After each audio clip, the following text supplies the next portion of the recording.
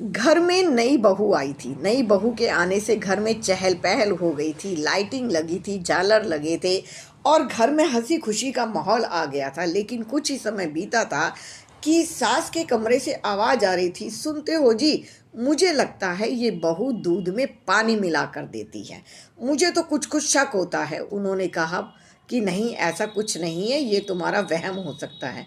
बहू ने जब ये बात सुनी तो मुस्कुराकर कुछ ऐसा किया कि थोड़े समय के बाद वो दूध का पतीला लेके सास के कमरे में पहुंच जाती और वहीं उनके सामने दूध डालकर दोनों को दे देती। बहू ने सोचा कि शायद सब ठीक हो रहा है, लेकिन कुछ दिनों बाद उसने फिर से आवाज़ सुनी। सास कह रही थी, सुनते हो जी, जब भी ये कुछ रोहित लेकर आता है तभी फल और मिठाई ये बहू चुपचाप अपने कमरे में ले जाती है और ले जाकर खा लेती है। ससुर फिर बोले, नहीं, ये तुम्हारा वहम होता है, बच्चे हैं। बहू ने जैसे ये बात सुनी तो फ्रिज उठवाकर सास के कमरे में रख दिया। अब मम्मी जी ये कहते हुए कि मम्मी जी, अब आप थोड़ी सी बड़ी उम्र हो गई है तो आपको चलने फिरने में दिक्कत ना हो, पानी की, फलों की, दूध की कोई दिक्कत ना हो, तो इस फ्रिज को इसमें रख देते हैं तो शायद आपको कुछ सहूलियत हो जाएगी।